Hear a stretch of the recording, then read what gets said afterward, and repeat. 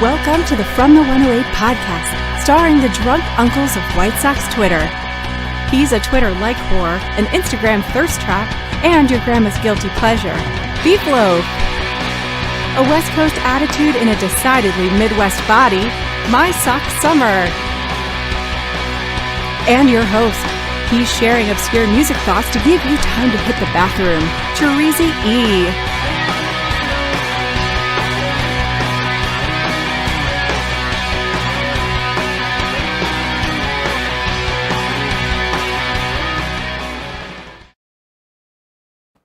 Thank you, Quarancy. Welcome to the From the 108 podcast.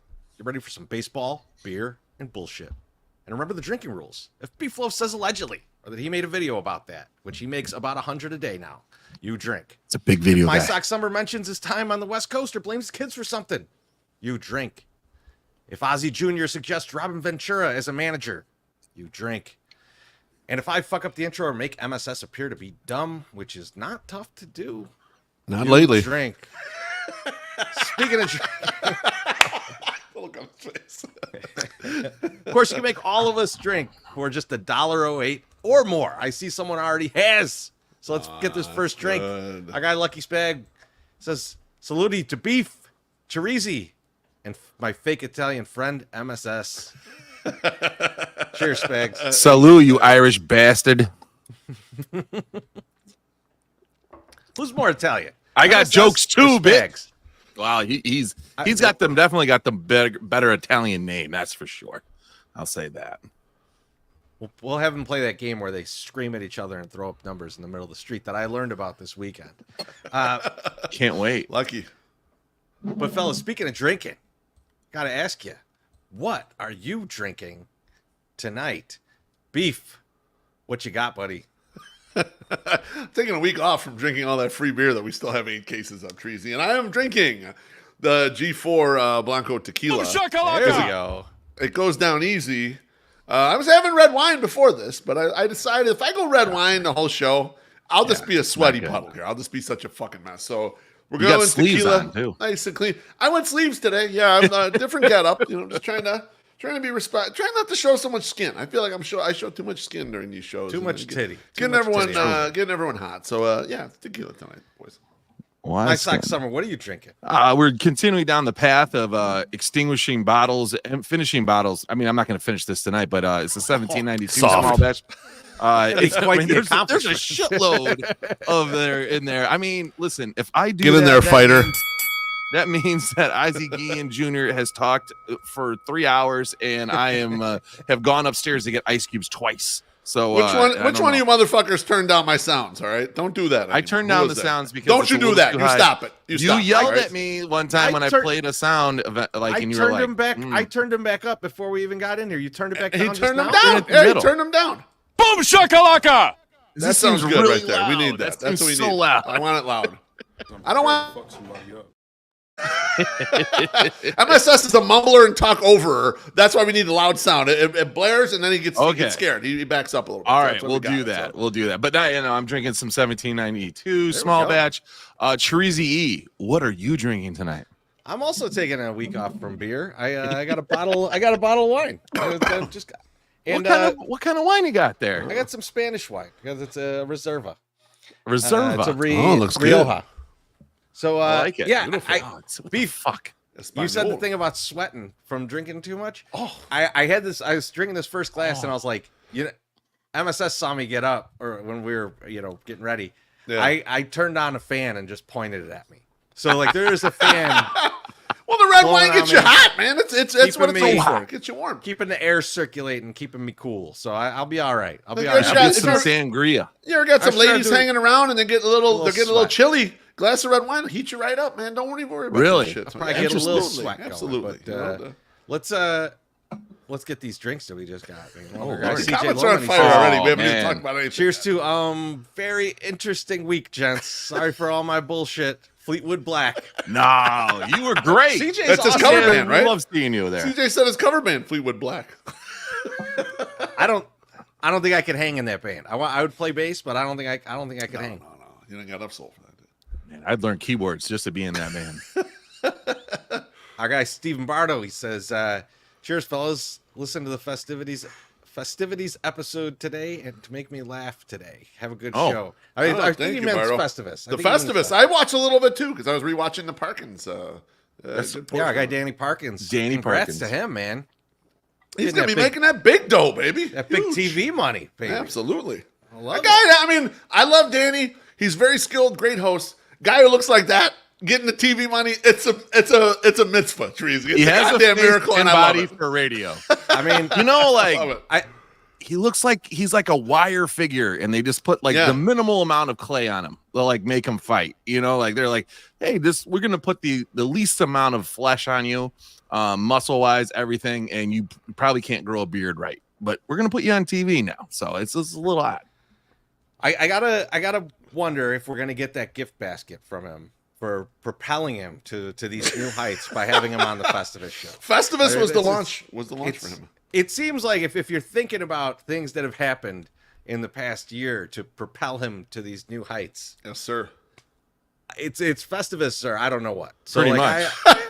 I can't pinpoint anything else. Yeah. It has to be it. I'm very proud of us. The data is there, fellas. The math checks out. Timothy Maher in the comments says Mike Tirico more Italian than both MSS and Spags. I agree with that. So I don't know, man. 100% true. He Italians up the Sunday Night broadcast too much. I can't even watch it sometimes. It's too much gabagool. Too much gabagool at Sunday Night Football. I can't even watch. Listen to him explaining breakdance in the Olympics was quite painful. was very painful. So he might be Italian. So yeah. Senior Sock says gonna suck without Danny on the score, but happy for the guy. Yeah, I mean I haven't been as a regular score listener as I used to be, but I always liked Danny. I always thought Danny was good, talented, understood how to do the talk show game. He's good guy. He's good, and we've talked about this privately, but he's good because he's not actively trying to be a contrarian, but he usually has a good point on the opposite side of the fence, especially when you're paired with a guy like Spiegel who goes directly with the current. He's just like, I'm going to go right with the current. People hate John Sheriffin. Let me figure out a reason that I can make fun of him on my show for 6 hours. If you argue both sides of a point, man, you're sharp as attack, baby. That's the way it works. And honestly, the day I really gained a lot of respect for Danny Parkins before he came on our show, when they were talking in the afternoon, and Bernstein and then Spiegel both said they could just get rid of the White Sox, and I don't think anyone would care. And then they came in to do crossover, and Parkins was like, that's the stupidest thing I've ever heard. There's people that would care. There's still 20,000 people that are going over there that would actually care. So I was like, yes, thank you, Danny, as the Cubs guy standing up for the White Sox. I appreciate that. Yeah, read that one, Treasy. Go ahead. Our guy, Matt Ramsey, says, candidates to replace Parkins, Josh Nelson and Mike North. They're very similar guys, too. So, I feel and Danny too. Danny's just like those guys. Exactly the same. Got some ray gun. We got some ray gun love up here. I mean, if you've not seen the ray gun memes, that I have to say, I really enjoyed all the breaking in the Olympics. I enjoyed hearing some of the music. Scenario got played in the semifinals. It was awesome. But that ray gun brought the whole sport down 150 notches. It was unbelievable.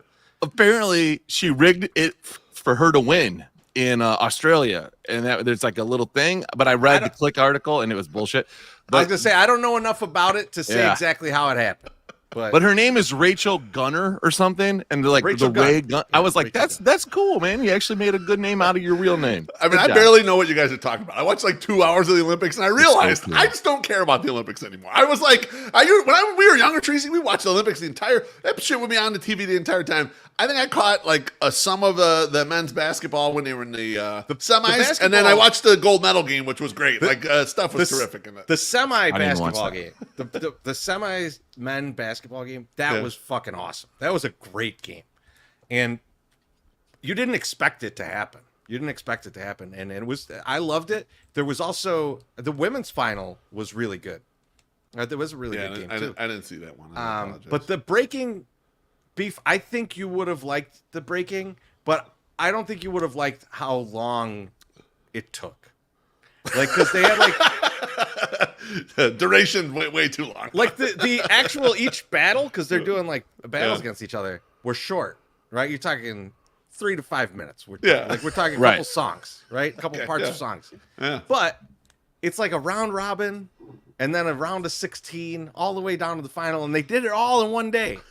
So this shit was like a 6-hour time commitment, man. It was like I'm like, by the time we were done, we were like, just someone fall or something. Please work. It's like a cricket. How are these guys still even doing this? It looks painful at this point. Brewhand Luke says this was the best fucking Olympics in a long ass time. This is just like if you don't go out and then we had the best time ever because I didn't watch it. That's why. And I'm not going to watch the next one. Also, Beef, like the Olympics happen every 4 years. I don't remember the fucking last one. And I don't. No, and I will be the impressed. last one had no fans. Last one had no fans. So like, I mean, like the last Olympics that you could really point to that is similar to this is from 2016, right? So like 8 years ago, I don't remember anything from 8 years ago. No, Look, and HBIC, we definitely don't care about the Winter Olympics. Please, that's not sports. Barely exist in my none of that world. is sports. I don't know what that is. I'm out on that. The track and field coach going, the track and field stole the whole fucking show. It didn't. I didn't give a fuck. and I was just gonna say, I agree with Mrs. B. The last Olympics I remember, 1988, Mary Lou Retton. It's more impressive. Will be more impressive in like 4 or 5 months when all those records stand and we don't find out that they were all cheating. They're like, oh yeah, the person that won by 8 seconds, yeah, that person was juiced. Oh, they were using this new thing and blah blah blah. And because that's usually what happens. We're gonna find out that the person that stole the show and made the running on the track electric was actually juicing. CJ Lohman says him next to Snoop removed all doubt. Tarico's Italian as fuck. Yeah, I mean the Italianism for Tarico's undefeated. We got another a drink from Senior Socks. He says, Patches O'Houlihan, your lights are out again. Go get those. Hey, that was a good show, I thought. It was very good. I thought it was good too. Later. All right. MSS, how you doing tonight, my friend? I'm doing good, and I just wanted to, check back in with my nephew who's running his own YouTube channel, and he's getting better as he's going along, and he's making more videos. And if you watch them, they're great. Now school has started for him, so I'm sure like his production is gonna like the stuff that he's putting out is gonna go way down. Right? They just started the middle school. Just talked to him tonight. He's like, yeah, new school. He's like, but I liked it. It was fun. And I was like, yeah, no, that's cool. Because it's like 6th, 7th, and 8th. And when we were there, it was just junior high, so 7th and 8th. But then they have like this real nice gymnasium and shit. It's pretty dope. But anyway, we were talking, and my sister goes, tell your uncle what you got to do. And he goes, oh, yeah. And I was like, well, what did you do? He's like, yeah, I got to give my mom $200. And I was like, well, what do you got to give your mom $200 for? He's like, I broke the car windshield. And I was like, what? And he goes, yeah. He's like, she's like, what did you dare yourself to do? And he goes, I dared myself to sing the national anthem on the top of my mom's car. So he went and stood on top of my sister's car and then decided he was going to walk up the windshield, and he broke it when he was singing the national anthem. He was just walking up there doing it. And I go, well, did you get a good video out of it? Because at least you'll have the video and maybe you can make some money and go viral. He goes, no, I didn't record it. And I was like, you dumb motherfucker. Like, what? This is your thing. This is what you're supposed to do. And I was like, I was being as serious and as like tough as an uncle can be. And I was like, these are the things you need to record. And I'm like, don't go do something stupid just to get the video. But like, if you're going, I'm going to sing the national anthem on the car, and I'm trying to get people to come to my YouTube. That's the video. Yeah. Hashtag, I dare myself to do whatever. Hashtag, break the windshield. Hashtag, I owe my mom money. And it's like, you're dumb. You should have done this. Yeah, he's not. I don't think he's cut out for this game. And you guys seem to feel similarly. Yeah, you got to tie the Venmo to that too. Right? Yeah, exactly. It's got to be a revenue generator, right? You make $600 on that $200 debt, dude. He could do 3 videos. He'd be like, make money without spending money. Here's the broken windshield, whatever. And then he'd be like, guys, I really need some help. Can anybody Venmo me like $5 so I help pay my mom back? Blah blah blah, and all this crap. You turn this into a series. You could write a blog about it. Whatever. Still hasn't asked for any of my help, even though I have like over 10,000 views of getting into a cold tub. So I don't know. I seem to know how to make these things pop. I don't understand why he does this. John Carney says a windshield is like $1,000, but I assume that it's insurance. The MSS got some guy out in Sterling that'll hook it up. I thought he meant it was like worth $1,000 in views. That's what I thought. I thought John was saying that, not that it's gonna cost $1,000 to fix it. You know? I think he was saying you're about $800 off. Quarantine is like, do not encourage him to do that. I did not. I said if he's going to do that, she means me. You need to record it. Like if that just happens to happen, then you need to record it. Like if you're gonna start throwing balls at your brother, trying to hit him in the nuts, make sure you record it. Don't just do it for fun. To see if you can do it, make sure you record it. So anyway, we've checked in with my cousin or with my nephew, and he's still not any better. But that's how I'm doing tonight. How are you guys doing? Beef, how you doing, buddy? I'm good. Before we get to my banter, I just got word from Ozzie Jr. He's under the weather. He's not going to be able to make it. So this is going to be a total free for all show. Oh my God! Yeah. So So we're gonna be off the cuff. Because we got plenty to talk about, baby. Plenty to talk about tonight. So the first thing that I've been up to, Teresi, I there was a little something on Twitter. Fans make these signs, these sell the team signs, and there's a picture of one that's kind of caught a little fire. That guy right there, the guy who's in the '83 White Sox jersey, if you're watching on YouTube, that's a dear friend of ours. That's Dos Can Sox, as you guys know him on Twitter. We know him as Toucan Sam. He's Toucan Sam. That's right. We grew up with this. I was gonna say, we were there for the genesis of that story. We grew up with his brother. We've known this guy a long time, 25 years. So anyway, he makes that sign and gets a little traction on the Twitters. And next thing you know, he's got this video out there, and I'm gonna put a little clip of this here, where security's trying to take the sign away from him, and it kind of was a big deal and everything. And Tracy, we've been good friends with the guy a long time, vacations together, bachelor party trips and shit. We played poker, even as recently as this off season. And I got no real doubts about my guy being a diehard Sox fan, which he definitely absolutely is, Mm-hmm. But as soon as this happens, this motherfucker starts tagging every fucking media outlet in the entire goddamn world. Except for us. But not us. Trying to get his 15 minutes of fame. Not us, okay, Treasy? So not us. We would have had him on the show.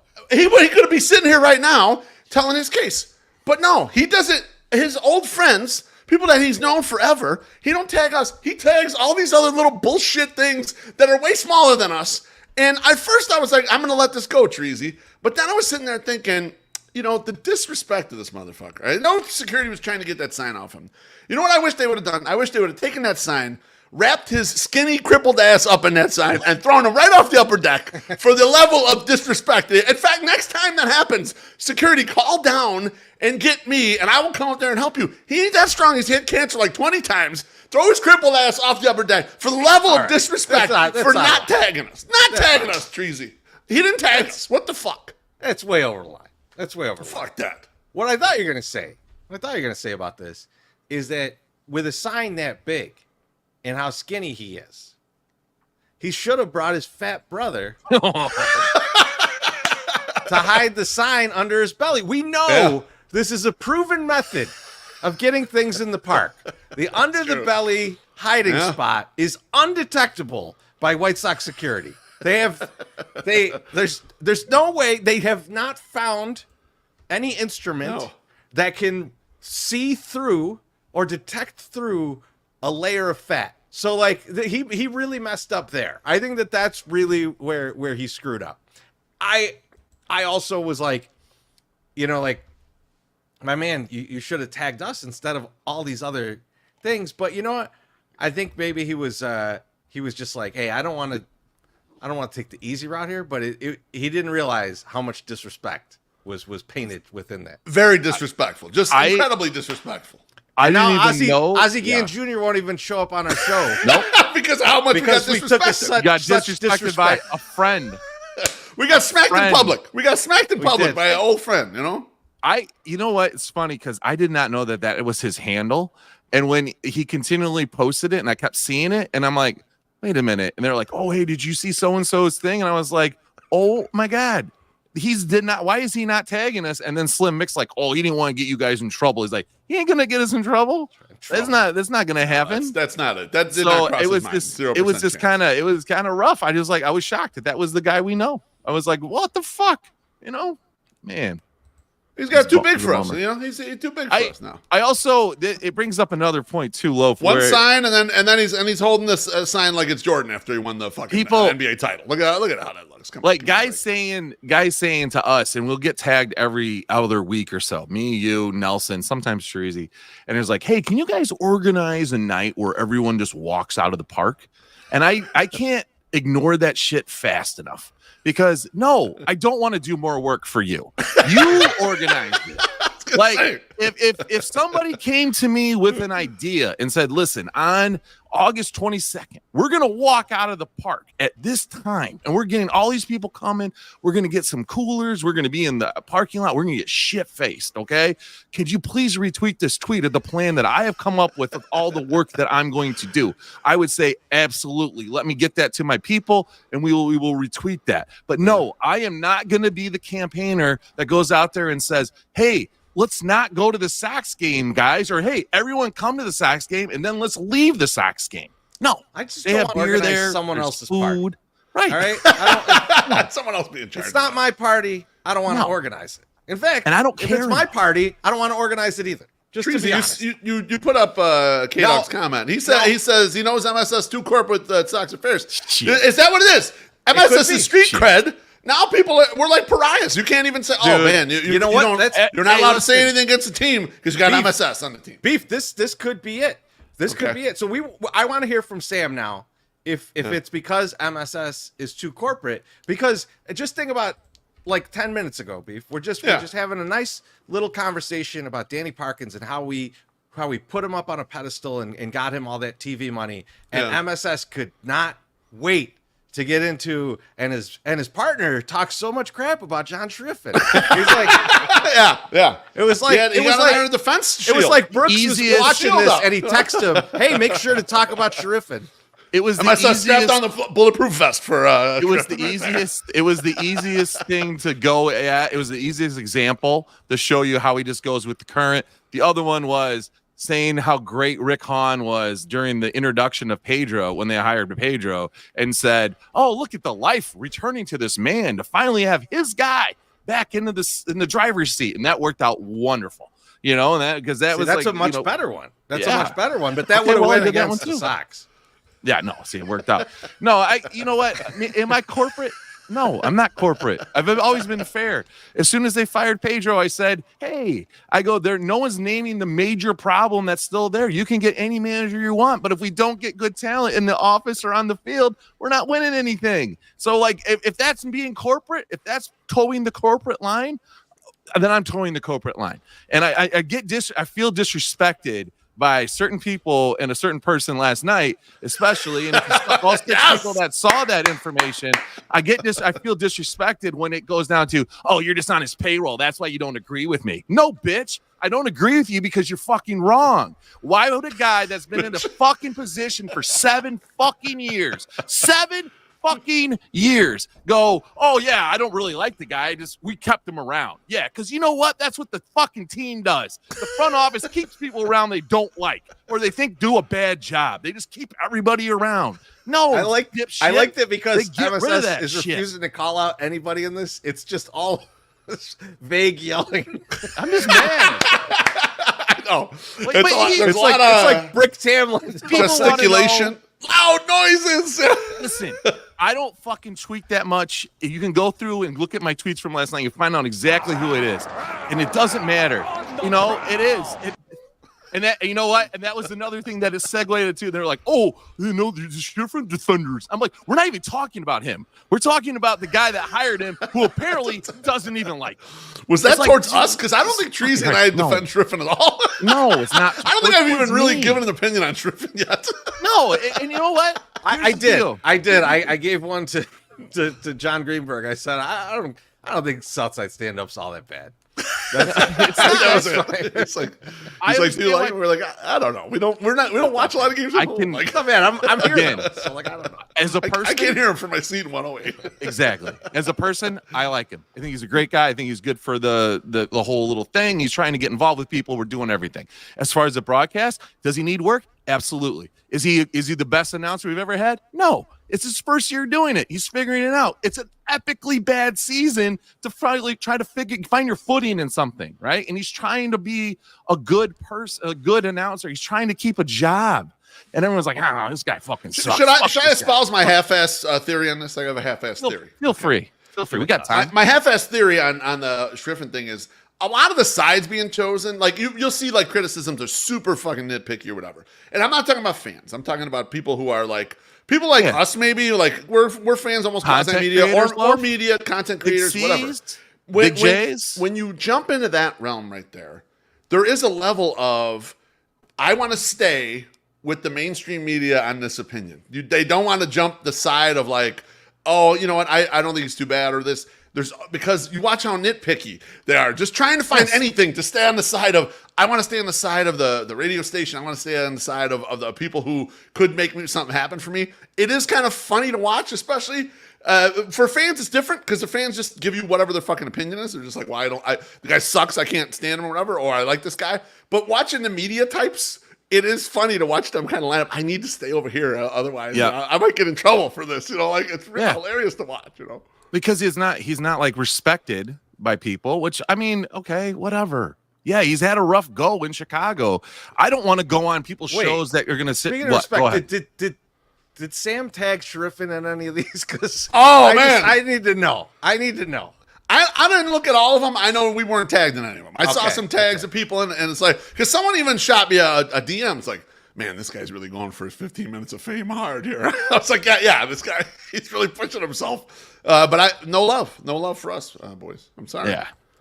Well, go check my Twitter if you want to know who I'm yelling at. But I don't really care. It makes me. I felt earlier it makes me sound petty, so I didn't. You're want not yelling at this guy though. This guy can't make it tonight because he's sick. Ozzie Guillen Jr. Smoked too many of those cigars. He got all sick. Damn it! The weather. I worked. I feel like you had more on your mind. Give me. I worked for 3 minutes to make that. God damn it! I got another. At least one more thing. Yeah. Maybe two other things. Have you noticed, guys? Maybe it's just me, or maybe I'm getting to a certain age.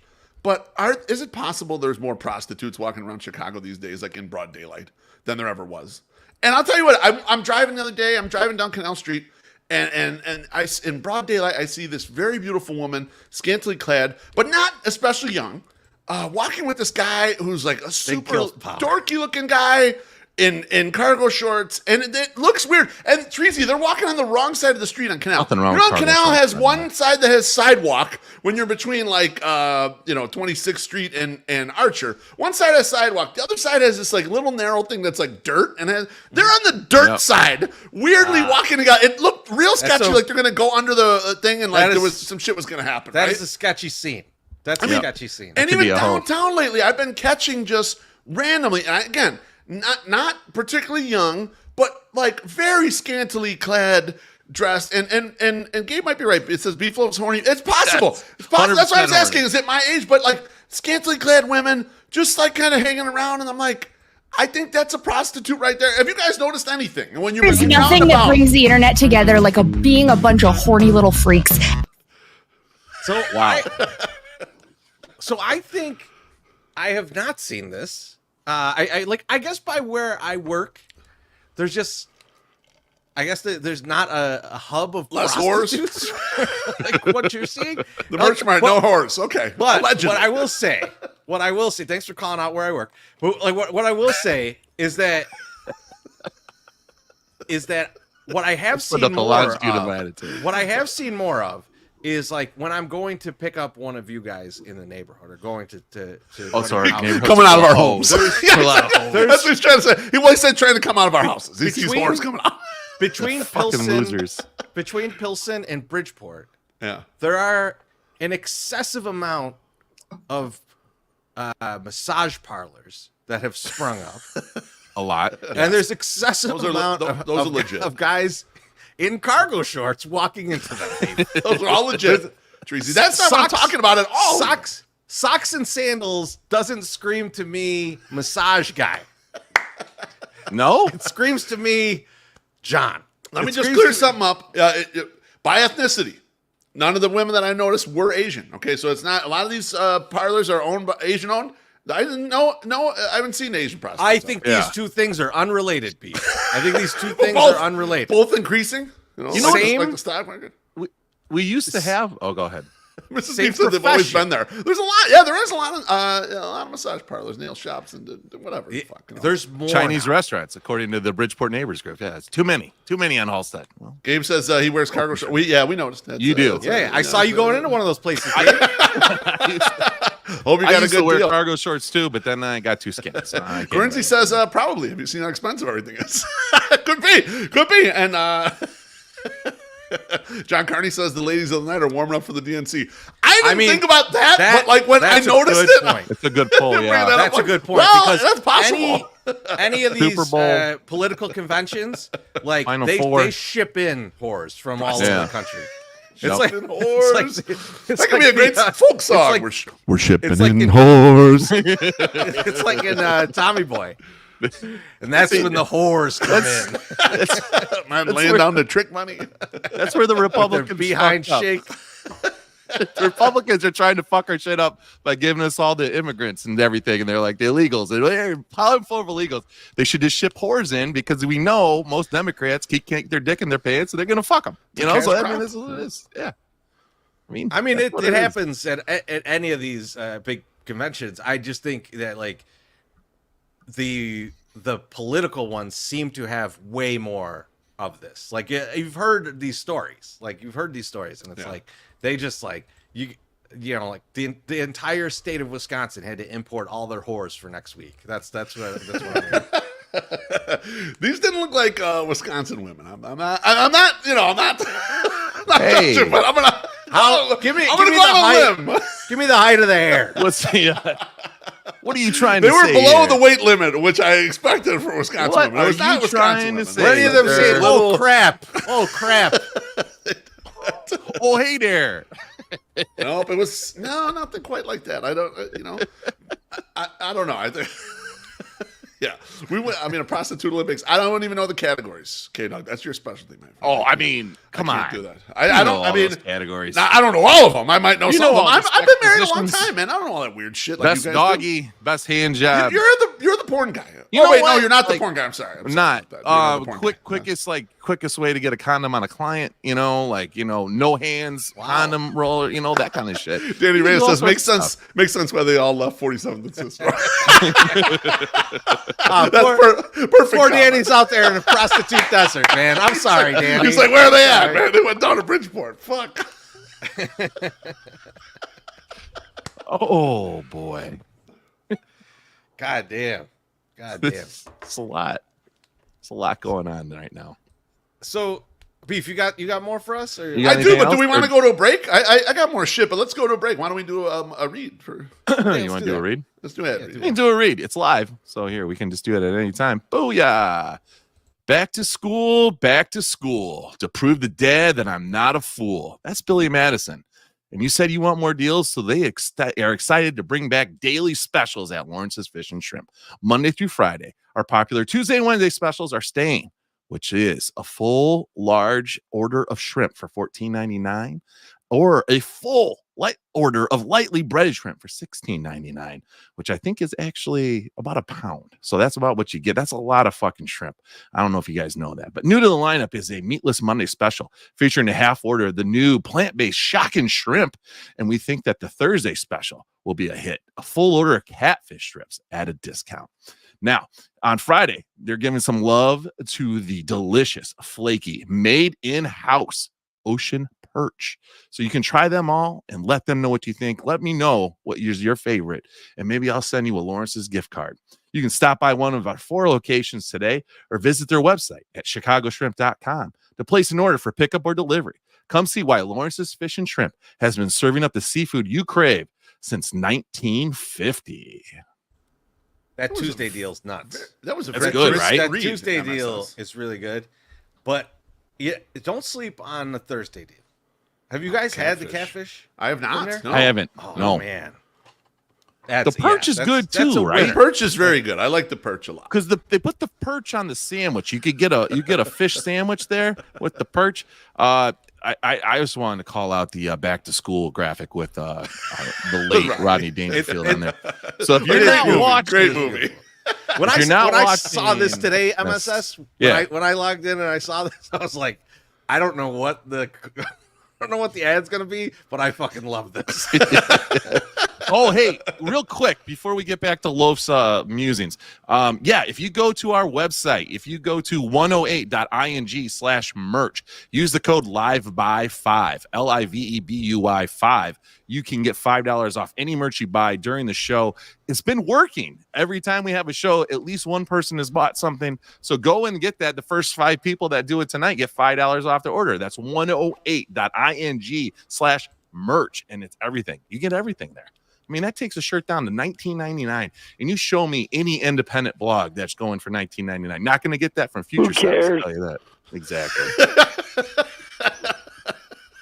Go ahead. So, Beef, before you get into this, I want to give a little public service announcement that we need to get into here. Yeah. So, I know people love going to Cork after the game. Yes. But you motherfuckers... Boom shakalaka! Start getting your shit together, okay? Because what's happening now is my guy who works there, my buddy from when we were red light, green light, when we were little kids, is texting me, and he's like, "Get your 108 motherfuckers out of here. They're out of control. I gotta kick these motherfuckers out." Have some fucking dignity, man. Go in there, have a good time. Fucking be able to continue to speak English the entire time you're there. Be awake. Like, these aren't big things to ask, all right? Get your shit together, everybody. That's all I want to say on that. That's it? You don't have an example? There's no example? Yeah, I just gave an example. Oh, I want like a real tweet. I thought you were going to or a text. You're going to put this up. Hey, tell that. Putting up my text. I ain't showing that shit to the... I don't want to tell my whole life like Beef wants to tell my life where I work and shit. But like... Oh, what the fuck? You know, fuck Jesus you. Christ. Beef, there's you want me to start only... getting wrong, you motherfucker? I'll get wrong. I'll tell you Beef, what, though. There's only 14,000 offices work, in there. It's your fault. And I didn't even say you worked in there. I just said near there because we were talking about whores being near somewhere, and that's a near there. Like, I work in the premier whorehouse in the merchandise mart. No, you said no horse. Blew it. No horse. You said. Well, I'm trying to cover. There. I'm trying to cover my tracks. And you're calling me out, you son of a bitch. But thank the guys funny. that you've learned to host a show. So in case your brother gets murdered coming out of his job at Merchandise Mart, we'll be okay. Yeah, get murdered being fucked to death by all the whores that are there. That's what I envision right there. He died of the dehydration, coach. You know they're not going away from that juicy double. It's going to be right on top of that. Billy Wire says Region Rat's the only person who knows where he works. We'll find where you work. Billy, I know where he works. We know people that know people. And Sox Insane says future Sox slander. Let's fucking go. So he read your tweets. He knows MSS. He gets it. You know what? He's on for the record. I like the Future Sox it. guys, even if MSS hates their guts. That's the way it works on this show. See, I in the past I wrote a blog about a certain executive producer at 670 The Score who I actually like a lot. But I call him a loser, and now he won't text back MSS. I'm sorry about that. I didn't mean that. It's just like, hey, it's just a fun blog. And he was all excited that the Bears are going to go to the Super Bowl, and I said, hey, calm down. And then I never heard back from him. I was like, oh, wow, we're not friends no more, I guess. All right. How's the whores market around Cork? Feel bad. I didn't see any near there, but you never. Good. Depends on how late at night you're there, I guess. True. I'm not usually looking for them, but people. Look, I feel like there were horse stuff. When we were in there with Lanuti doing our show, and we were there with the 95.5 crew. Yep. And Rock 95.5. There were probably one or two biker ladies that dabbled in prostitution, floating around in there. Okay. I'm not going to say were definitely active workers, but could have been. It felt like at one point in your life, this might have been the rent was due that month, and you had to just pick it. Right. Before OnlyFans existed, you did what you had to do. All right, so like, Could have worn the Whore Olympics in the quickest hand job to pay your rent. Yeah, definitely. That was a fun show, Loaf. You missed it, but Lanuti was just telling us too. I don't know if guys need hordes as much either. He said you just got to go to steakhouses and sit at the bar and talk to the women like on Tuesdays and Wednesdays, and you're gonna clean up. That's his description of picking up women sounded like not a good idea. Where was but it did sound like where you might find a prostitute. Hang on, what yes. What steakhouse where he at? Was he at Matson's or Outback or what steakhouse is he hanging out at? Matson's. He was at the Matson's. Hey, you will fuck after you eat at Matson's. Let me just tell you that. You know, like he was at the checkout line at the end. He was 80% of dates that dates that go to Matson's end in coitus. Everyone knows that, so just go to Matson's. Yeah, that's right. They know. Look at the bums know about Matson's. Everyone knows about the Southside people know Matson's. That's the fuckery after you leave out. Yeah, Mrs. Beef said it was a Texas Roadhouse. Yes, yes. Lanuti knows enough of the bartender, and it tips him well enough that they bring over free bread and butter for him. He doesn't even have to get a meal. He can stay. He can continue to drink and eat his bread and stuff. This is like a homeless man trying to find his he was a lot of fun. He was a lot of fun on the show. Oh, it was fun. It was funny though. Like me and MSS. Well, I'll just say it, MSS. I don't want to speak for you, but we are not radio professionals. No, I think everyone would be aware of that. Yeah, no, I'm not. But Lanuti worked in radio for like a long time, so like he was like very aware of like he had a clock running, and like every so often he would be like, "Hey, we're Socks in the Basement and from the 108. We're here for Cork and Carry. Thank you everybody for coming, tip your bartenders, all this shit." And I was like, I would have never thought to say that the entire show. Like I said it at the beginning, and I was like, that should be good enough. Everyone's going to be here for the entire show, listening the entire time. Right. So like, we're good. That's our dream. Never happens, but that is our dream, Treasy. Speaking of that, I'd like to bring this back up for those of you just joining here, where you thought Ozzie Guillen Jr. was going to be on the show. He's not going to make it tonight. He's under the weather. He messaged me a little while ago. So we'll get him back on at some other point. So we're just kind of riffing right now. I mean, we could, at some point, Boom shakalaka! We could jump back to Sox Talk if we want to, but I think we still got a couple in the chamber here to I think Beef, you wanted to talk about some stuff too. So. I got a couple things. It's funny you mentioned Lanuti because I got an email, Teresi, from Potawatomi. We did a trip, 108ing road trip with Sox Machine and the Chicago Sports Bums to Milwaukee this year. And on the Saturday night after the game, you, me, Mrs. Beef, and Quincy, we went to Potawatomi to gamble, kind of right after the game. And so we didn't play that long. I mean, maybe a couple hours. And I'd been getting mail from Potawatomi, and one of the pieces of mail I got from Potawatomi was this email the other day about Third Eye Blind. How can it be more topical? They were playing a show there, apparently August 31st, and this was my email day of, on Wednesday, August 14th. So it was a couple days ago. I was selected to get 2 free tickets. All I had to do was go there, show up, and I was going to have 2 tickets to August 31st, Third Eye Blind show. I almost drove up to Milwaukee just to get the tickets, and then on the 31st confront Stephen Perkins if he got punched in the face by Chris Lanuti, because it's still a story I do not believe. I think it's full of shit. So what's crazy is he told that story. He told that story at the show, right? And so the story is, I'm not going to tell Third Eye Blind. I'm better looking than that. Come on. But thank you. Two things about it. One, like Stephen Perkins does not Stephen Perkins. Sorry, what is his name? It's not Steve Perkins. It's that's Steven the drummer something. from James Stephen Addiction. Jenkins. Stephen Jenkins. Yeah. That's it. Yeah. Stephen Jenkins does like. He wasn't even famous enough for me to remember his name. 3 or 4 creepy ass things before Lanuti punches him in this saga. And but the things, one of the later things he does is to Lanuti's sister, and so Lanuti punches him, and Angie Taylor just laid into him. Like, why'd you even let your sister near that motherfucker when you knew he was a scumbag? You're a bad brother. And I was like, whoa, I did not expect this. I did not flip the script on that shit, huh? But pull that picture back up, Beef. Pull that picture back up. Because it devolved a little bit into them talking about just how fucking short Stephen Jenkins is, who's in the middle in this picture. Yes. Who looks like the tallest guy in this picture. Apparently. Yeah. Apparently he's like 5'2". And so it's like, how did they stage this picture to make this motherfucker look Milk taller or the Stand up same on a height stool, as kid. everybody? Yeah, like He's on like, a milk crate. Yeah. It was the last milk crate from the milk crate challenge. They cut the picture exactly where they did because his feet are right there. Like that's the way I'm imagining it. So who's taller, him or Lanuti then? Lanuti by an inch, I think. I think by an inch. It's got to be By an inch. close, right?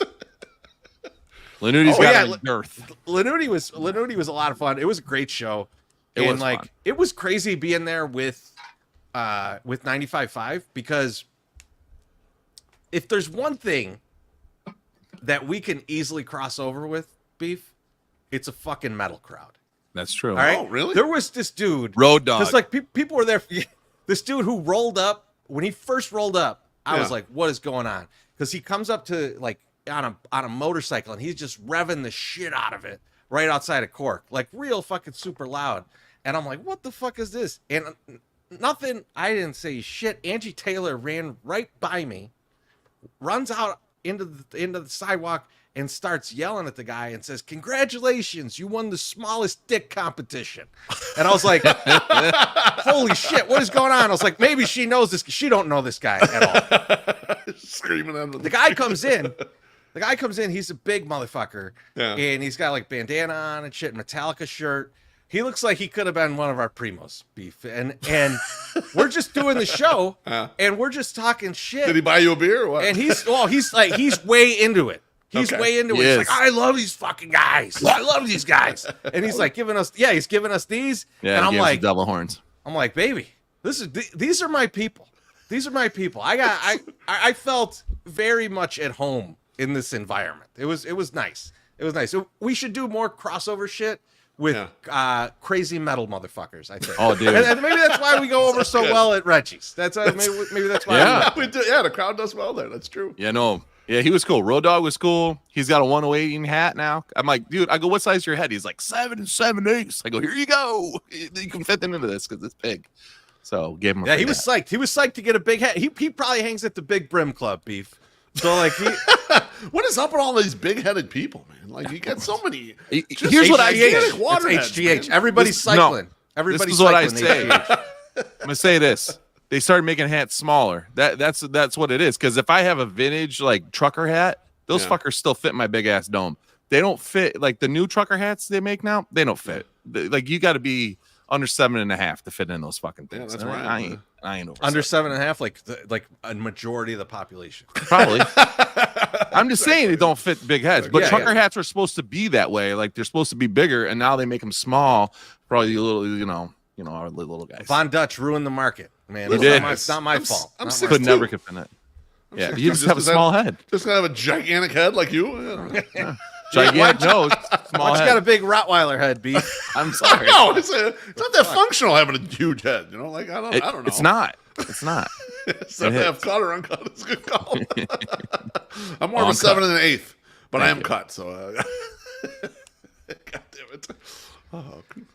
Oh man. Beef, you got anything else on the Fucking right. I got one more that has Let been me- on my mind do for a it. while. Well, before you get to that, I want to show you guys this video. I went to the Taylor Street Fest over the weekend. You went to the fest. I went to the fest. Yeah. I went to the fest. It is extremely Italian. Extremely Very Italian, Italian. as you could Very probably Italian. guess. As you could probably guess. Shocker. You know? Beef, where on one stage on the one end, you Yeah. got DJ Lenny Leno. No way. Getting the No house way. hits. I was like, hell yeah. All right. We're in our zone here. DJ Lennon, Then you know? we go to the other side, and the other side's like this is over by like Pompeii down there on like Ashland, and like it's like this older lady singing like some old like show tunes and stuff, and I Oh, was like, nice. and I saw it, and I turned to Cornsey and I said, "This is why Beef isn't here. Mrs. Beefloaf would not allow him out here." With all the big gilf energy Gilfs, that's yeah, rolling through this place. man. That's rolling through this place. And so then, we Gilfy met up- Italian women, they're good cooks too, man. A lot of worders. we met up with our friend Alexis. Cinnamon You know, disc. we're walking around. I bought a new shirt, so my sock summer birthday fit is in effect. It'll be presented soon. Hello. Wait.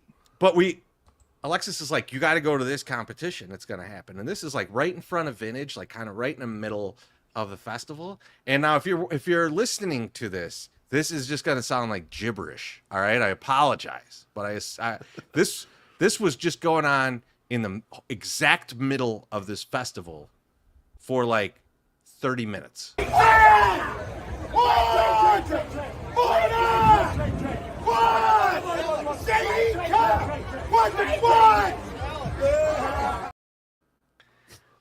This is some game where these dudes just throw up numbers and they got to like guess what the combination of the two numbers are going to be or some shit, but it's all in Italian. So I didn't understand any of the fucking words. Like, I don't know how to count in Italian. I barely know how to count in English. So it was like, so I'm watching this. True. And it seems like a game that would be like kind of like just a fun game for kids to play. Instead, it is the most aggressive, wildly Italian thing that I've ever seen in my life. But I want them to open for the 108 day. I don't know. I'd rather have a metal band. That's too aggressive right there. What I just saw. Hey, listen. Timothy Maher in the comments says, "I saw this video when you posted it, and I immediately wanted to close the borders. Too late, baby. They're here. Wait, come on. Out. Come on. So your song says, "Build the wall." Build the wall. I knew it was going to go there at some point. Yeah, I don't know. It's hard to tell what's going on there. And watching the video, Treasy, it's not clear that the spectators know what the fuck is going on either, because they're not cheering or anything or excited when the event ends. They don't know what the fuck happened. I'm guessing. That's the thing. That wasn't the end. So that 10 seconds was a single fucking round. It's up to that you play up to 15. I don't know who came up with 15, but these games took forever. And it was the internet. Like, I don't know how like these guys even had a voice at the end of it, because they played it up to 15, and I was like, that was cool, great job everybody. And they're like, next two teams, and I was like, what? These motherfuckers, I don't know how long they played. I would assume 6 to 7 hours, but like, and like some of the dudes playing Beef, were like 6'3" ripped monsters, and they're yelling in the face with the veins sticking out of their shit. I would play one round against that motherfucker and be like, I'm going home. Fuck this. It's almost like Rochambeau with screaming. It is. That's what it is. That's why it was so wild. It seemed like a child's game, but it was so aggressive and so angry. I couldn't grasp what was going on, and I loved it. Timothy Maher says, they're calm because there's nothing unexpected about Italian guys screaming in the street. That's basically mine in my Sock Summers neighborhood. The name of the game is called Mora, Morra. Mota. Yeah, I think it's spelled it's pronounced Mota, but I think that's one of the numbers. It says it's a hand game that dates back thousands of years in ancient Rome and Greek times. Each player simultaneously reveals their hand, extending any number of fingers, and calls out a number. Any player who successfully guesses the total number of fingers revealed by all players combined scores a point. Mora can be Mota. You said Mota? Mota can be played to decide issues. I think it's kind of like with in Spanish. The R is kind of like a D, and sometimes. It says there is many variations. Most forms can be played with a minimum of 2 players. In the most popular version, all players throw out a single hand, each showing 0 to 5 fingers, and call out their guesses at the sum of all fingers shown will be. Listen, times were wild before you had free internet porn. I mean, people had a lot more time. There was things you could go out and do. You didn't have ESPN. You didn't have any of that stuff. Yeah, go fuck yourself, Teddy. Love it. All right, Beef. Sorry, I derailed it for a second because I needed to show you that video. It was good. No worries, baby. The last thing I've had on my mind for a little while, and I got this situation actually today at work, is when you're in especially it's like a work bathroom thing, but more public restrooms in general. But it happens more at work because people are more comfortable shitting at work. So you ever get to the spot where you're at the urinal, you're peeing, someone's shitting, but they're further along in the shitting process than you are in the peeing process, where you get this level of anxiety, like, I have to finish this piss and wash my hands and get out of here because I don't want to be at the sink at the same time as the shitter because I don't know what to say or if I should look at them or if I should look away or what, because I know what just happened behind us and I don't know what to do. This is on the shitter. This is not Shitter's your gotta this hang is, back. this Yeah, is what are you not worried your about? problem. This is not your problem. not my They problem. should be listening. They should be listening and go like, all right, the coast is clear. I can get out of this crime scene Right. I just fucking put together back here. Yeah. I mean, like, that's on, because you know what it is? If they're not, they're really flaunting what they did in there. I think that's on them. That's on them. They're a sicko if they're coming If they're out of there trying to like, come out when you're out, they're like, lost 2 pounds and they're pat you on the back with the hand they just wiped their ass with. Oh, that's gross. Yeah. Yeah, I mean the comments agree. Maloney says Shitter has to wait until the coast is clear. It's common courtesy. And Yep. Timothy Meyer, hard agree. You camp out in that stall. Yeah, that's what I thought too, because that was my instinct. I don't want to be when I'm the shitter, which isn't that often at work. I'm not much of a work shitter. Oh, he's the number one culprit, right? But here. absolutely not. I always wait until You the just shit your motherfuckers are all pants. gone. This is accurate. This is accurate. All bathrooms should have music playing. That's a good call, actually. Yeah. That just reminded me. Like, we were just recently doing some work on the house, and we're like, hey, should we replace the fans in the bathroom? Everywhere that sells those bathroom fans now, they're like silent fan, and it's like, I do not want a silent fan. Oh no! This is the one place I don't want Dyson making this fan. All right, I want Boeing making this fan. Like, I want this to be the loudest shit you've ever heard. It's not. I mean, the shitting part's one thing, but what if I'm grunting a little bit as part of the shitting ritual? I don't need everyone to hear that. I don't need that recorded and put on the internet or anything like that. But no, okay. I'm glad everyone's on my side because I get major anxiety. I finished my piss and I'm going to wash my hands. I am a thorough hand washer when I go to the bathroom. I get a lot of soap and I give it the full amount of time. Ever since COVID, I'm at 20 seconds, baby. You guys, 20 seconds. But when I'm at second 11 and I can hear the guy pulling his pants up. I'm in a rush right there, man, because I might not even dry the hands. I have to run out of there. Wet hands, rubbing my pants and run out of there. Fuck it, so I don't see the shitter face. You don't want to be face to face with a recent shitter. You don't know if they're going to have the vein in their head or a little globule of sweat coming down. I don't want to be in that situation. I don't want to see that person. Also, especially if they're in there destroying it, there's a level of respect that might get lost for that person. Right. Yeah, exactly. They're like, why? It's like 9 a.m. and someone is just devastating the bathroom, and you're sitting there like, why does this motherfucker have tiramisu for breakfast? Like, what the fuck? How can I legitimately take orders from this person after what I ingested in there? How can I have a meeting sitting across from you when I know what you just did? Shit at home, Tom. Everybody else does it. Jesus Christ.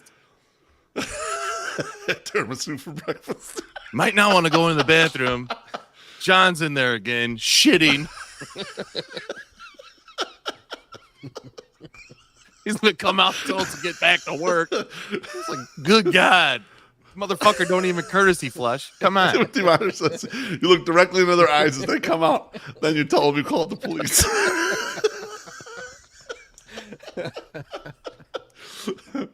Senor Socks, COVID? Beef woke? No, I just realized how underwashing my hands I was doing. Like when COVID happened and they're like, you should wash your hands like this. It made a lot of sense to me. And I was like, fuck, I'm leaving stuff on my hands that I don't want me touching myself with. So I'm like, thorough wash, baby.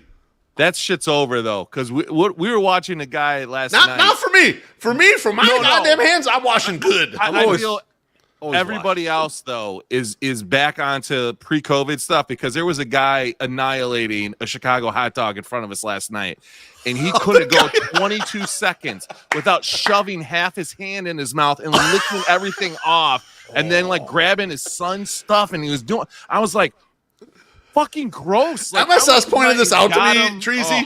He's about 5 rows in front of us.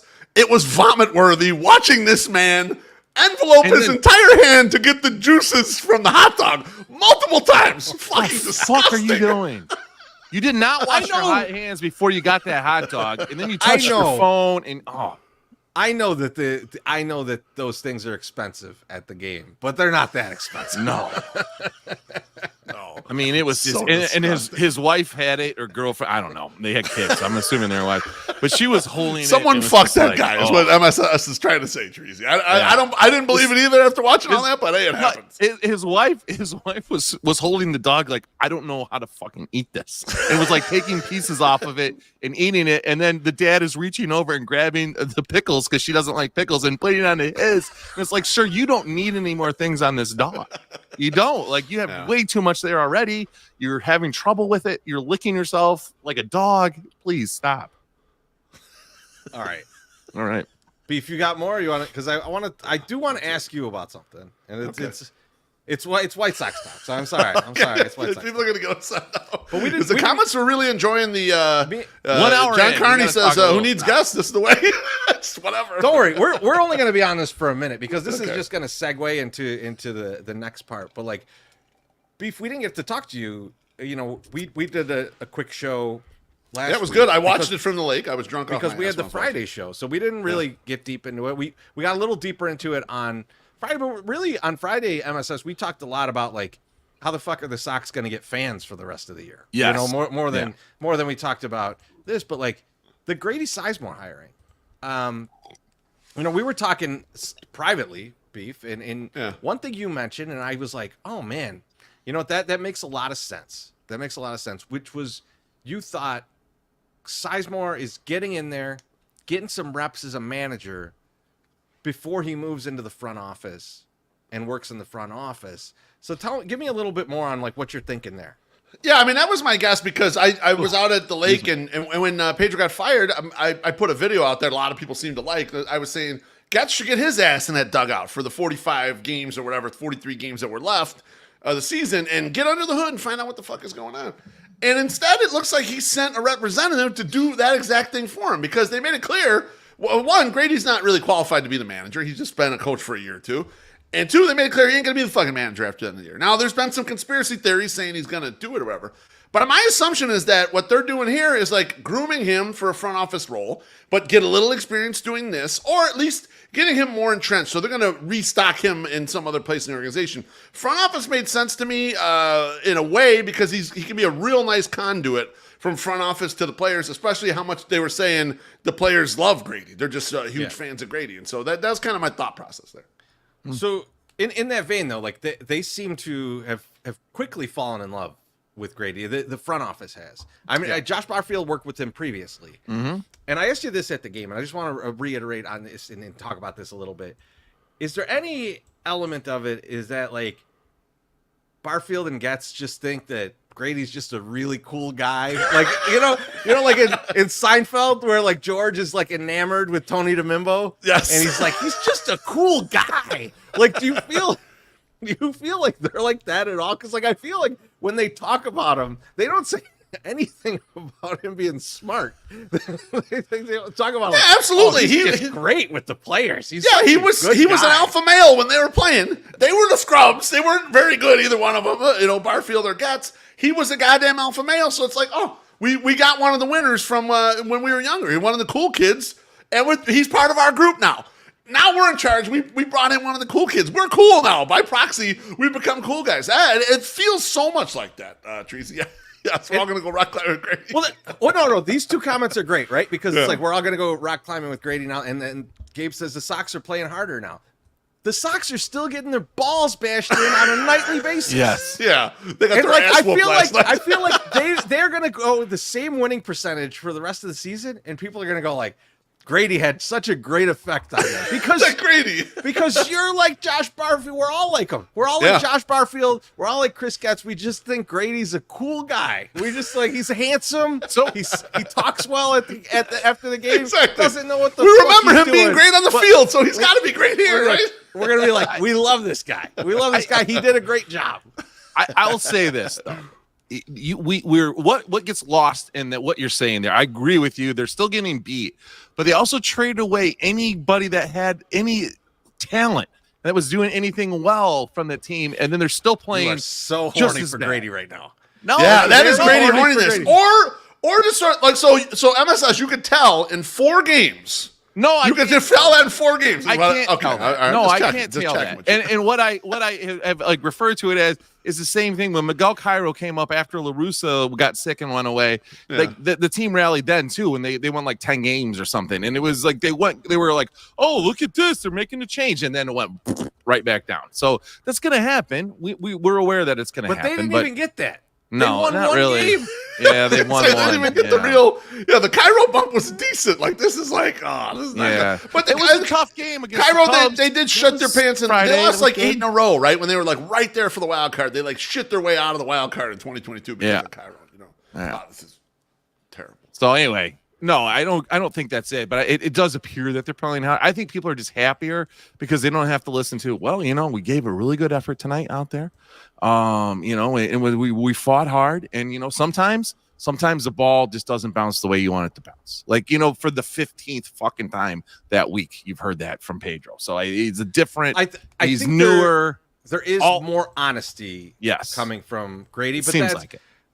I mean, there's the part of that though that like is not commendable from my side is like that he has tons of job security right now, and he's not even auditioning for the job. So like, he's got no downside either. Why not just be honest? Why just say whatever you want? Like, there's not a downside to saying like the normal thing. And he's a former player, so he knows player speak to like he knows how to talk to the media. Avoid having any problems. It's stuff like I'm not even that impressed by that. I think that to your point though, MSS, like Pedro set such a low bar. Yes. That a person speaking in normal platitudes, not saying the most ridiculous thing that you can't believe, is just like shines, right? It's just like, oh wow. Yeah. This is so good. I can't believe we're hearing this. What is this, a Ritz? He's slightly polished, like,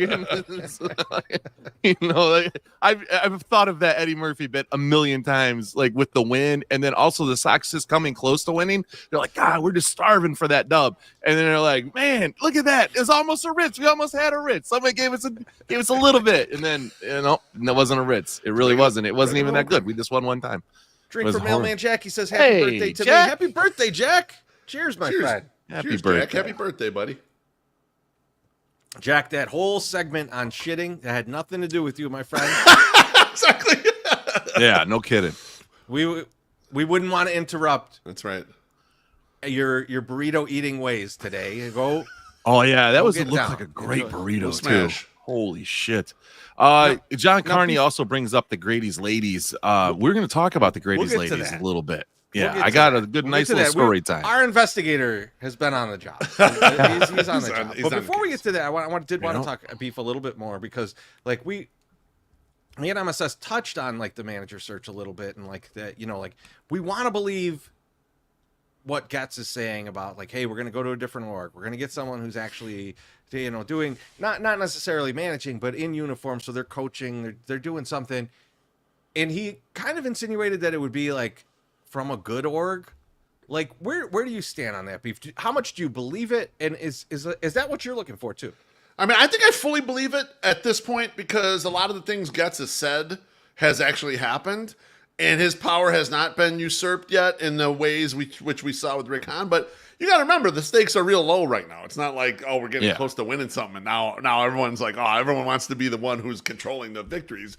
That we're in the shit house right now. And so even attracting talent, go ahead, knock yourself out doing it. But I think it will be, a reasonable process. I don't know, Teresi, if it'll come from a quote unquote winning organization, because here's one of the problems I have with the whole manager thing. And I should have wrote this in a blog is, you don't know what's going to be successful. You haven't the slightest fucking clue. There's a lot of, you just go get the manager from the good team or whatever. But it doesn't always work that way. Some of the great managers out there, like Joe Torre or whatever, sucked in their first goddamn job. A lot of people loved AJ Hinch. He sucked in his first fucking job. Then when he got with the Astros, he's great. Now the Tigers haven't had a winning season in the 4 years he's been there. It's tough to know who's going to work in what spots, and just managing anyone in any job is very difficult to find out who is a good manager of people, even to begin with. And so, like, this is as much a crapshoot. As much as I shit on the Pedro Grafal hiring, the process seemed totally fine. Just sometimes whatever you hire is crappy. So the only remedy in these situations is cut bait fast. Like they should have fired Pedro, which we all know at the end of last year. I made a video saying, okay, well, here's the reasons why I think they'll probably keep him, blah, blah, blah. A lot of it's because Jerry doesn't want to pay a manager for 3 years or whatever. But cutting bait fast is probably your only remedy because it's hard to know who's going to be someone who's a good manager. But I do think there'll be a true process. I think they'll run that all out. For some reason, I feel like Guts' baseballiness is somehow getting him more weight as the GM to do things he wants to do than it was doing for Han's non-baseballiness, his smart MBA-ness. At least that's the way it looks so far. The results aren't bearing out, but it does seem like Guts has had liberty to hire in some brand new people in the front office. It looks like there's some headway being made in some other paths that might be announced kind of after the season or kind of sprinkle out as the offseason goes. So I believe in it a little more than I would have if it were Han. Now, Beef, in that vein, though, like so Guts, former player, Barfield, former player. We've got Grady Sizemore, who they like. That's a former player. Brian Bannister is one of their. I think people would mostly agree is probably their best hire so far. Do you think because it's a little more rare in the front office that we've got a bunch of former players that'll be key to this? Is like we need a guy who was not even just a former player, but probably a good former player, like not Chris Getz. Like I mean, like trust me, when Chris Getz played, I was fine with the product. It was a nice, hey, this is a good utility guy. Good on Chris Getz. He had a nice career. Yeah. But do you think they're going to go for a player and then probably a player that like they kind of feel like can go in the clubhouse and be like, hey, I did all this shit, and that's what got me to be where I was at. You need to do this shit. If I were guessing, I would say yes, it will be a former big league player. But Treasy, to say it'll be a good one, the pool's too small to limit yourself to that. So I don't necessarily think so. But I think it will be someone who played in the major leagues for a while, so that they can at least communicate them like what is going on emotionally with the team especially as they go through struggles. Like I'm sure it would have been very helpful for this team to have a major league player at the helm during some of these shitty paths there, and it would have instilled a little more confidence than Pedro, who didn't play in the major leagues and didn't go through those struggles. Well, I think that's what I was going to say the same thing. You need either a guy that that players are going to respect and respect them for like their playing career, something they've done there, which I think Grady's probably getting, or you get a player like Francona or a manager like Francona who's done enough that you're like, okay, this guy's a good enough manager and still kind of with it. No Francona, please. No, Francona. I don't want. But I'm just saying, he's out for me. He's out. I don't see why a guy like Francona would want to come back. Understood. But yeah, I get what you're saying. I'm just saying you need somebody that has some type of a pedigree or a record you can lean on. You can't take the bench coach from the Royals that the Royals passed over to make their head coach and say, respect this man because he's had all these years. Clearly, he didn't have. See, I'm saying the opposite of you. I'm saying you can do that as long as they played in the majors. I'm saying that's fine because I think it's more of a crapshoot to figure out who is actually a good manager. But I think one of the criteria will be this man wore a uniform and was on the field for several years. That's what I'm saying. You know? And I said he either needs a respect as a former player or as a pedigree as a manager. You need a respect between those two. It can't but just I don't be think, like the example of like picking from another team that's passed over a guy. There's nothing wrong with for you to say like, I think this organization's fucking up and not promoting this guy, so I'm going to take this guy and rip him out at work, or he's blocked or whatever. But Beef, what I was really trying to ask you is, do you think Sergio Santos or Skip Schumacher had a better career? I mean, I love Sergio Santos when he was the White Sox closer, even though he blew that one save, Treasy, when we were in Minneapolis and the White Sox got swept. That was unfortunate. Orlando Medina, that's from Facebook comment. It says, need more like grinders. Sizemore is like someone to keep in a role in any capacity. Yeah, I agree. I think you're going to keep him too. In some sort of role. They love him because he's Tony the Membo. Yeah. And that's why they don't make him wear a jersey. He doesn't look cool enough in a jersey. Let's keep the pecs out. Let's get it rolling. MSS, you want to pay some bills? Hey, why the fuck not? I'm definitely not ready for it, so that'll be a good thing to do. God damn it. My bad, buddy. I didn't mean to put you on the spot. Here we go.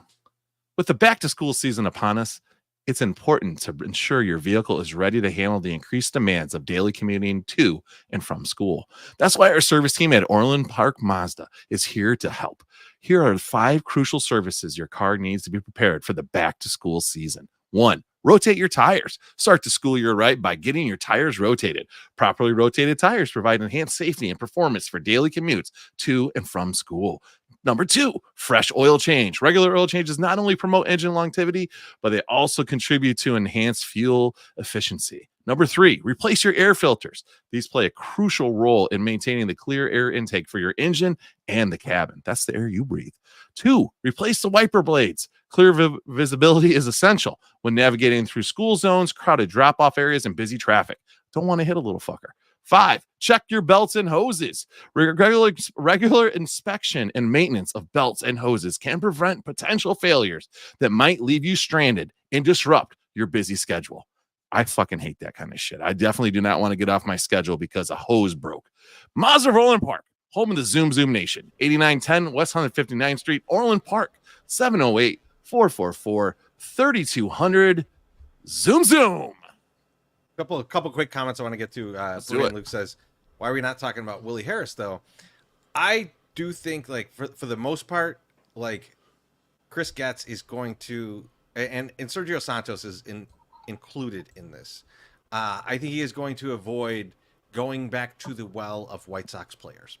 I think there's just like too much of that. I think Willie Harris will get a chance to interview in this process, but I think that's more of a strike against him now than it would have been maybe in the Hahn era. And so I think that he really, like, Getz seems to want to escape all of that. He does. He wants to get away from that. Real quick, Alex Root says, need an AI video of MSS and Brooks Boyer dancing to Staying Alive made. There is a video of them dancing. I'll put up for you right now.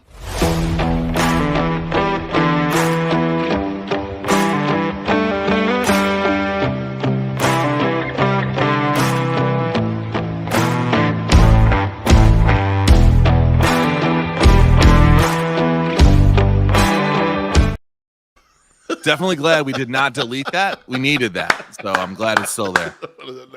We had a tip from Gordo. He says, this is a steak bet tip. Thank you, Gordo. He gave me one on the other show, too. Thank you, Gordo. I appreciate you, buddy. And Gordo, I appreciate the money, even though I don't need to pay it back now to have you drive me all the way out to the suburbs for Riot Fest. I'm very, very excited. Riot Fest is returned. By the way, so weird. I know we're way past banter, but we're gonna get back into this because I wanted to talk to you guys real quick about this. So Riot Fest, here we go. Riot Fest had the show in Douglas Park. Yeah. Right? Like, it's where it's been. And they're like, fuck you guys. Going out to the suburbs. They go out to Bridgeview. And then the city is like, no, let's get this back in. They work it out. They get them back in. Should the Riot Fest guys be negotiating these stadium deals for the Bears and the Sox? Potentially. It's a good question. I don't know what they were asking for. How they got themselves back in there. It is kind of funny. Like they worked it out, but then they worked it back in. They really did. Yeah. It's funny the quick turnaround there. It seems like a very Chicago thing. They're just like, no, you're going to fucking go by our rules and we're going to do that. And they're like, oh, fuck you. There's another place that we can go to and we're going to go there. We'll see you later. And then Chicago's like, whoa, wait a minute. You know, like, come back. We want the more than $0 that we were going to get with you gone. So please come back in and we'll make that money. Because, like, they've had so many problems in that neighborhood, right, Chirizi? Like, the residents don't like it or we're angry about it. Or so there are some residents that don't like it. I will tell you, though, like, it is its own economy in that neighborhood. Like, when you roll through the park, like, it's you like can buy tamales, beef loaf. You can buy 25 hot dogs and 30 beers on your way from like 5 blocks away from there into the park of people just selling them that shit on like the street stuff. Yeah. Even like, you know what's a funny thing that's people still sell on the street outside of these festivals is peanuts. Weed. That weed is legal. And you can still buy it off of some dude walking down the street right outside of a. So, like, that's, I mean, I guess, if you're 17, that's a much better deal. But hell yeah. Allegedly. Sorry. I got another thing I got to talk about. Go for it. Yes. because this just reminded me. I like that he brought up weed. He's like, hold on a second. Wait a minute. Wait a minute. Let's talk Me and about one of the guys- 17-year-olds Me and and one of weed. the guys I work with were walking down the street, and there's a dispensary near where I work, right?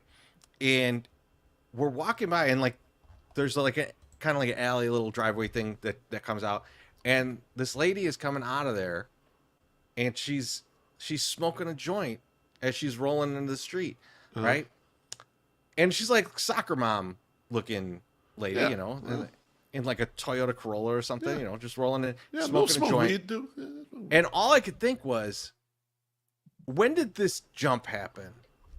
Of like, because think about it this way. Think about if I came out of Benny's, or if even if that lady, soccer mom looking lady, came rolling out of Benny's and was already crushing an MGD, you'd be like, what the fuck is going on there? Yep. This, I think, like, it took me a second. I was like, yeah, it's probably very irresponsible what's going on here. Yeah. Right?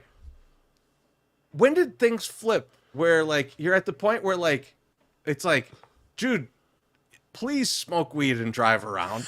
But, like, Teresa, it was about 38 seconds after it was legalized. Because once it was feels legalized, like everyone's just like, we can do weed everywhere as much as we want. And it's like, and I'm no, not, the fuck you cannot, man. This just because I'm shit's not- legal doesn't mean you should be I'm driving not around anti- doing it and smoking everywhere. What the fuck? I'm not anti-weed at all.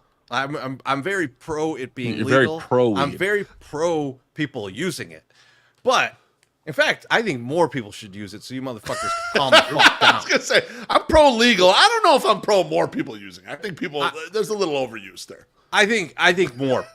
More people I don't should use agree. it. I don't agree with that. I think more players should be I using you know it. what That's I think, Tracy? I think maybe more people overall should use some, but I think there's overusage just in general. People smoke a lot of weed and get like whatever. I feel like there was something where it was like, oh my God, these are like drug users. What's wrong with these drug users, people? And now it doesn't even affect you in any way, shape, or form. It's not a hallucinogen at all. It's just like it's only good for you. Like it's a cigarette almost, you know. Like, Smoke like it's a weed vitamin. every day. I was just gonna hit it. Good job. Yeah. It's just like that. K-Dog, like, it's not it. seeing I'm not that- into any drugs. It's not about my little asthma. Lung. You can take edibles. I don't smoke. Yeah, I can take edibles if I want to. I'm not into any drugs. That doesn't mean you guys shouldn't He's do into them. alcohol. Yeah, exactly. Every I'm into kind of It's just- alcohol. I like It's weird to me. albuterol. That's a good drug. It's weird to me how it kind of lapped, like how it kind of I'm lapped into albuterol. into society is like It shot on a rocket ship, Teresa. it went It's like, from these disgusting drug users to like, go ahead, drive around. It's like, one, it's not only that, Teresa. It's You're not supposed to man, drive on it. weed's healthy, I man. know, You I know do you're weed not for health supposed to purposes, drive on you it. know? But MSS, what would be more shocking to you if you were driving and the car next to you, a person was smoking a joint, or a person was taking a nip of a bottle of Jack Daniels? Yeah. Yeah, no, I know. Both of them are kind of concerning, but like, yeah, it's like, all right, well, because sometimes it doesn't hit right away. It's a perception thing. And Yeah, here he goes. I knew that was coming. He's condoning it. He goes, sometimes it doesn't hit right away. If you're like This is going that- somewhere, Here's like, what- you're like, hey, listen, as it's not a going to hit for like non-drug 45 minutes. Let's just let's MSS, get real I quick and then get I there. smelt it. It was hitting right away. It's a non-drug user, and like I said, Soccer I'm mom got happy good for all shit. you guys use it. I think people don't realize how they are when they're on drugs, and it's not always the best. You know, I'm just saying, like, booze can be bad for you too, but this shit as well. I you know? want to make it very clear. I don't drive after I've done any edibles that I've been given to by a friend of the program. So I want to make that very clear. I take an edible and walk right to the park, and then I walk right What friend home. you talking about? Yeah, not that guy. You better not be riding. Better not be riding that bike. Better not be riding that bike. Don't. Have you noticed that too? I don't ride the bike. I've only rode the bike one time after the Sunday soak when I might have been a little intoxicated. So, like, that's the only time that's ever happened. Man, I wish you had a GoPro on for that. Oh, I got home pretty easy. All right. We were talking about the podcast this week. What are we gonna talk about? We knew we had Ozzy Jr. on. He was great. Thank you, Ozzy, for joining us. Good times. I hope he's okay. But we were like, MSS, you got a story time in you, and he was like, I don't know. I was like, MSS, could you look into something for me? I don't have time to do this right now. I would love for you, our investigative journalist, to look into whatever this shit is about Grady's ladies and about the horniness that just surrounds Grady Sizemore. MSS, what did you find? So here's what I found. I mean, I want to say friend of the program, friend of the 108. Her name is Amy Haber. Is it Haber? Huber? Something like that. She's from Cleveland. She's the one that put the This is off to a great start. She's the one that put the hex on Michael. I don't know what this person's name is, but here's their name. No, she put the hex on Mike Clevenger, and was like, was throwing stuff at the dugout and all that stuff. And she had done that in Cleveland. She put out a tweet about Grady Sizemore and some selfies. And I was like, well, it got zero play. No one responded to it or anything. And initially in my head, I'm like, this is the same thing as I can't remember her name. Yeah, this is not going to be good. So see, there you go. Sydney, you could just tell the story. I'm telling the story. Okay. Initially, I was like, this is like a Sydney Sweeney thing. Like, people are like, they're not aware she's naked somewhere, so they have to watch a GIF of her on Saturday Night Live, and it gets like 1 million hits. But it's like, yo, you can see her in all her glory in Euphoria. It's like, here's Grady, like naked as fuck, but you're gonna like put like all these other things up. So I did some investigation, and I was like, well, what's going on here? Why did this happen? And that's how we get story time with Grady Sizemore. Now, I'm gonna read this, so I don't know if I should just leave this up, but I'm probably not gonna. Should I leave it up so it would be better to cut the video, or do you think I should just be live? We'll just leave this up. So everyone remembers the fappening of 2014. Oh, you don't? Well, on August 31st, 2014, a collection of almost 500 private pictures of many celebrities, mostly women, and with many having their nudes, were posted on the image board 4chan and later shared by other users on websites and social networks such as Imgur and Reddit. Included in the theft of stolen sensitive photos were 100 A-list stars, including Jennifer Lawrence, Kristen Dunst, and Kate Upton. We definitely remember the Kate Upton ones. But for interim White Sox manager Grady Sizemore, his personal fappening happened in 2009. Place, Cleveland. Indians center fielder Grady Sizemore has contacted investigators from Major League Baseball to stop publications of steamy photographs that he says were stolen from his girlfriend's email account and then posted online. Now, his girlfriend is not just a normal girlfriend. His girlfriend is like Miss July 2007, Brittany Benner, who is like a playmate. I mean, she's like hot.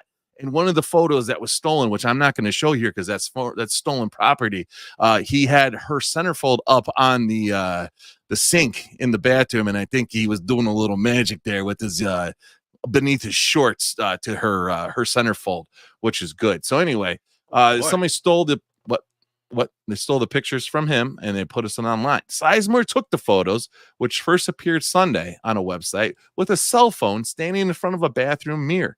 He is partially nude in a few of them. We fully support Grady as he deals with this personal matter, the Indians said in a statement Monday. Then the photos were stolen from his girlfriend's email account, and a legal investigation is underway. Sizemore told the Plain Dealer of Cleveland the photos were intended for his girlfriend. The team said Sizemore wouldn't make any further comment on the photos. The 27-year-old Sizemore is in the Indians' most popular player. His fan base includes Grady's Ladies and several other women's groups devoted to the three-time All-Star. Couple of things. Now, Grady is from Everett, Washington, and he played in Cleveland, and he landed a Playboy playmate for a wife. The dude can make things happen. I think we need to keep him around. Okay, that's all I have to say. This guy has gone from a zero to a hero, like in this incredible playing career, but also just that whole thing. Now, the woman who stole this is me going off the cuff, so here we go. The woman who stole the pictures actually was from Minnesota, and she I don't know if she went to jail, but I know that she did get prosecuted for stealing the stuff. But like, it's one of those things where it doesn't really prosecuted. You wish. If you Google like Grady Sizemore selfies or something, you can come up with them. But beautiful. The dude is fucking insanely like stacked, just like ripped. And like there's tons of pictures all over. They're all over Deadspin. They tried to sue Deadspin, and Deadspin still has them up. So it's not unlike the Hulk Hogan thing. I mean, I agree with K-Dog. Can we get a hog review? Like, I thought no. what you were going to ask. That's what he was saying. That's what I thought he was going. Trees. I was like, oh man, he's stacked. I was like, damn, man. Holy shit. Ripped. Okay. This guy's got a third leg. No wonder they respect the hell out of him. I respect him too. They're like, the players really started to respect him after the first shower with Grady. Now that'd be one guy, Treasy, that I'd shit real fast so I could get out there while he's still peeing. Now I put the glass of iced tea there, and that's because he used the iced tea mug to block his junk, so you don't actually see his junk unsheathed. It's all definitely covered in underwear everywhere. It looks like an impressive package, though. I think it does work. But he's been married to his wife for like I think 12 or 13 years, and they got like 2 sons. But he's. I mean, I like the guy. I was reading all the stuff. It's working overtime. Seems like it's working. Make sure your cock still works. But I went to his wife's Instagram, for research purposes, and she doesn't post anything at all. So, like, I was waiting to see something, oh, hey, we're enjoying time in Chicago. She hasn't posted in like 5 years, so you're not going to see anything from her. But yeah, no, Grady Sizemore, people stole his images in 2009, and I didn't hear no peep about it. Respecting his rights because he has a huge schlong and has a great body. So nobody cared. No one gave 2 shits, and was like, hey, let's stick up for this guy's rights. But yeah, if you women are looking for pictures, feel free to Google Grady Sizemore. Thanks. Now, I'm gonna say this. K-Dog said it. The story sucks. I was expecting we were going for an hour and a half with Ozzie Guillen, and I needed a quick story. I needed a little thing, right? Like nothing like, We wanted the big thing there, though. Now you're saying it's little. What the fuck? Well, I'm just saying. He's no Santino. We needed to have a quick something, and we're just I was looking for that picture, Trees. That could be done. Couldn't do it. So yeah, it kind of fucked me up. John Carney says, "Keep talking. I'm almost there." Treasy, did we miss this drink? Did we get this drink yet, or what? We did not. No, we did not get that from Joey P. Joey P. Joey P. Joey P. says salute, homies. Joey P. But yeah, so I like Grady Sizemore though. I think he's gonna be a good call.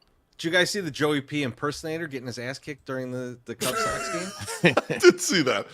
Trying to slander Joey P.'s good name out there.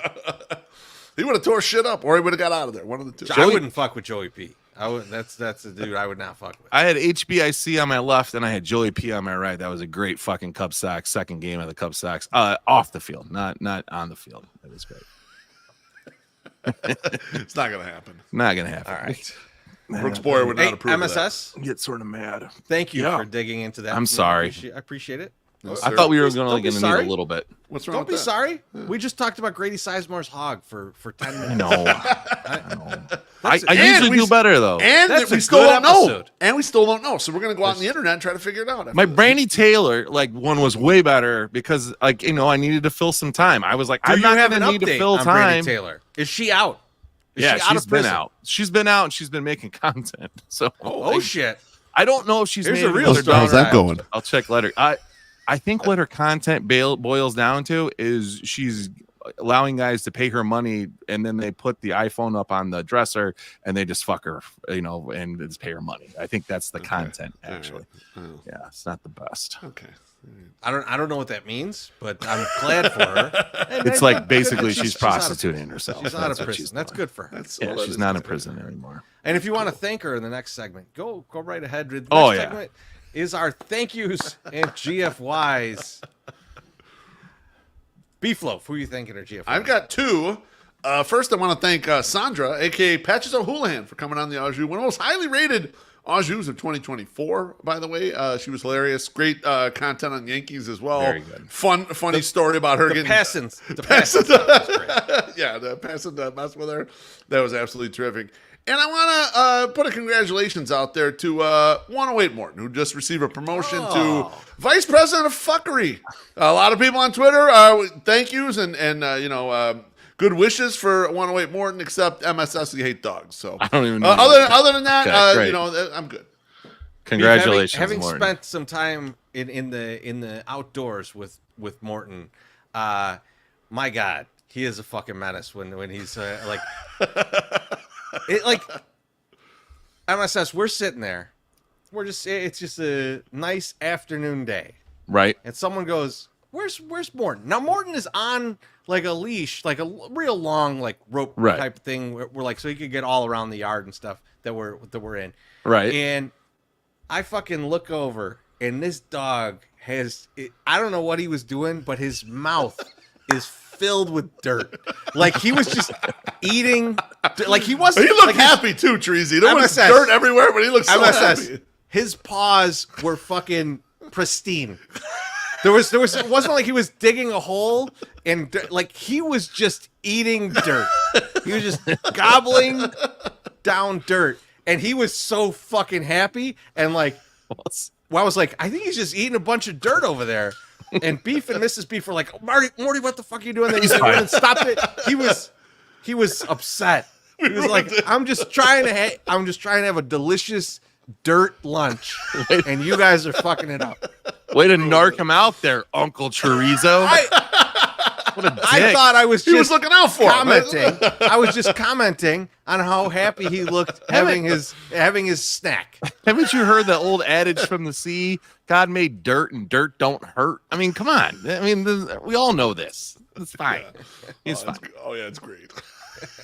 Just gonna shit. Yes, HBIC did give me a neck rub. It was actually very nice. MSS, who are you thinking, or GFY? Well, I did my GFY earlier. Feel free to start at the beginning of the podcast again, and I kind of go and just start yelling because I don't name the person. I want to thank the bums for the tailgate. That was great on Saturday. That's always a fun time. They just do a good job at that, and I just appreciate it. I didn't get any food this time because I was too slow. Then I was talking too much to Shankster and his fiance Lisa, which was awesome to see them. Also, big shout out to K-Dog, Matt Ramsey from the Matt Ramsey Power Hour for finally returning to the section and sitting and discussing things with us again, which is great. He did tweet that he thinks that the section is back. We're getting back to like our basics, and we kind of are, and I liked it. I liked having conversations with him the other night when I was on some mushrooms. That was fun. And then, yeah, it was another good night. CJ coming out for 3 nights in a row was fucking awesome. We should to thank see CJ, him because CJ bought 800 beers. Yeah. He really did. Yes. And he kept looking at me. He was like, "Come on, you drinking tonight?" And then he's like, "Oh, you're on your Wally De Niro thing tonight. I see." And I was like, "Yes, I am. Thank you." But yeah, no, just seeing some of the people coming through again. We are in the doldrums again, like the shit. So like when you're in the suck, like you need your original, your OGs back in there just to like come and shoot the shit again. We're still there, folks. If you thought we got too popular and we weren't paying enough attention to you, we're still there. Please come through. Come back. We're still there. We have not changed. CJ's still with us. Like he hasn't even checked into work yet. Apparently, I love it. So yeah, no, this is. Thank you to all those guys, and thank you to people that keep coming out to the section. We're having a great time. So, cheers. Cheers. For me, I need to thank our guy Billy over at Cork and Carry for having us on Friday. That was an awesome. Awesome show. Thanks to Crystal Nudie for doing the show with us. He was an admirable fill-in for Beef Loaf. Hello. It was not as horny as a Beef Loaf show, even though we talked a little bit about the dating apps. We did. It couldn't match your horniness, Beef. But I think I bring communal horniness. I'm not individually as horny. These guys, like Lanuni and MSS, are individually hornier than I am, but I bring the community horniness. That's what I feel like we still did a good job, and I feel like Angie Taylor and her horniness for Southpaw brought the horniness that we needed, and then Maris, who was also, I think, thanks to Maris too, who was Maris also very awesome despite him being a Cubs fan. That was a little bit of a downer, but overall, it was a great Friday. I had a fucking great time at that. I thought it went really well. Thank you to everybody that came out. We do appreciate it. But that's it for tonight.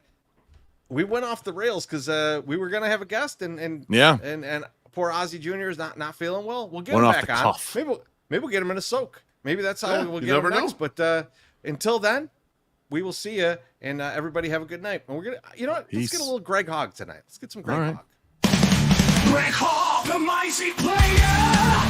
feel the true slayer, Chicago's hero.